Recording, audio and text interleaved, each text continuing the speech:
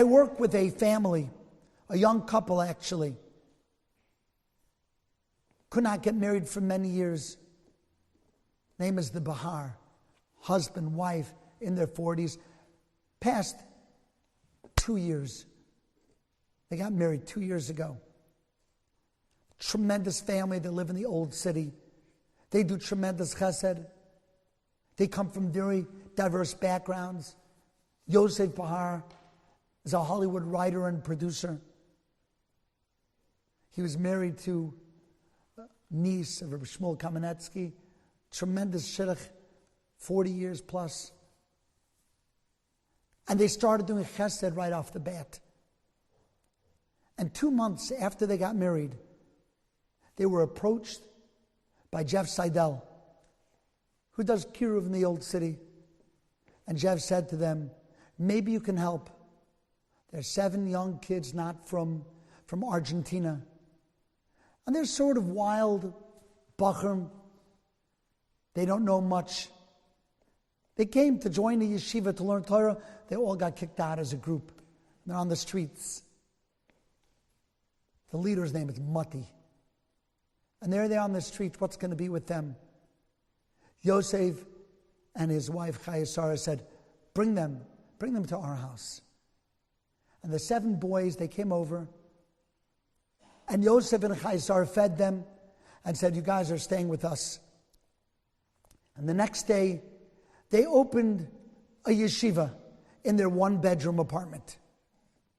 They all slept. All 7 boys slept on their couch, on the floor in the dining room for 6 months.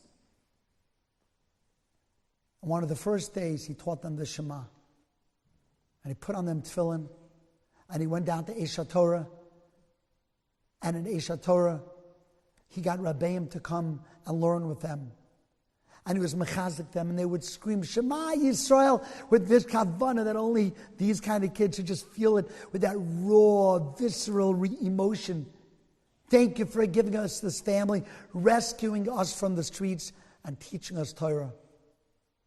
And after 6 months, these group of 7 boys, with Mati as the leader, decided that they're going to take their passion for Eretz Yisrael and they're going to join the army. And they joined the army with their yarmulke, with their tzitzis, carrying with them their tefillin. Then came October 7th, and Mati and his friends found out what happened. There was no discussion. They knew what to do.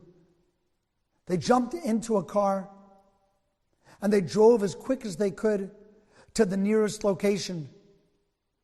And the nearest location was Kibbutz Be'eri. And they took out their guns, and they began doing battle with the terrorists, one after the next, after the next. And this group, this band of Argentinian, hot, fiery young Bachrim, on fire with their Yiddishkeit, with the understanding that Hashem is looking out for them. They did this battle, destroying one terrorist after the next. And Mati said to all of them, everyone disperse. We don't know where the Jews are in the kibbutz. They're being murdered as we speak. Disperse. Go from house to house. And Mati went into one of the houses. And very soon after he got into that house, he heard the terrorists coming to that house. And quickly, he went underneath the bed. And there were a number of terrorists who came into the house. And he realized that they were looking for Yidden. And of course, one of the first places that they're going to look would be underneath the bed. And he had to think quickly. With a prayer on his lips, he takes the gun and begins to shoot at their legs.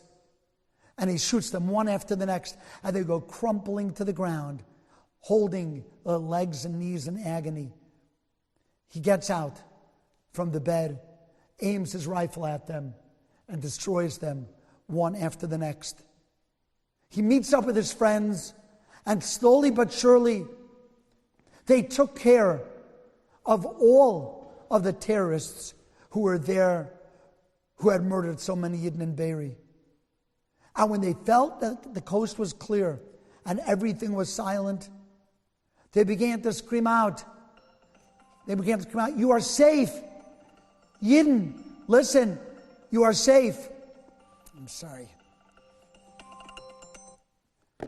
You can come. Please come out. And no one came out because they assumed that it was Hamas. And Hamas was trying to trick them and get them to come so that they could be murdered. And they couldn't help these Yidden. They didn't know who's injured, who needs help, because no one was coming out of their hiding spot. Matti looks at his friends and he says, what should we do? Then Matti turns to his friends and says, this is what we need to do. And they began screaming out in the streets, Shema Yisrael, Hashem Elokeinu, Hashem Echad.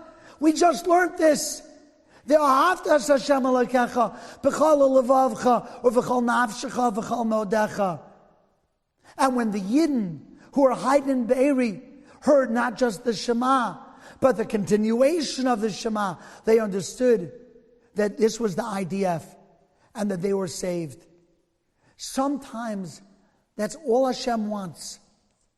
To recognize Hashem Elokeinu, Hashem Echad. When we recognize that it's Hashem Echad, then the Chilul Hashem becomes a Kiddush Hashem. The tzara turns into a simcha. Me'afela la'ira, miyagan liyom tov.